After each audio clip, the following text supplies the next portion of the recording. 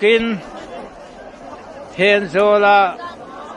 câu thầm hệ trên khôm bùi bazar chứ bùi mép lé mày hôm Mister xin cal khô mình đi vô qua pasar te ron bùi rồi cái này anh bazar sụp mày đi aro bùi lé mày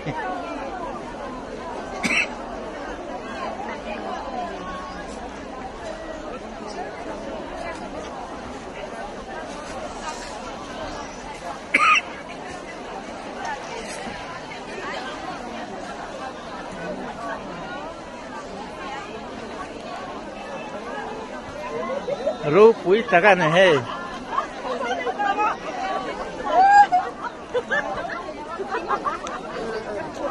hey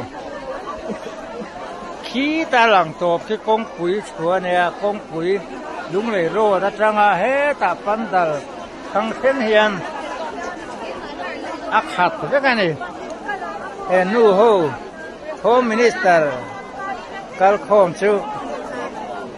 Silzuar tu tapi yang nasi kau pangai, aru pui kau mai.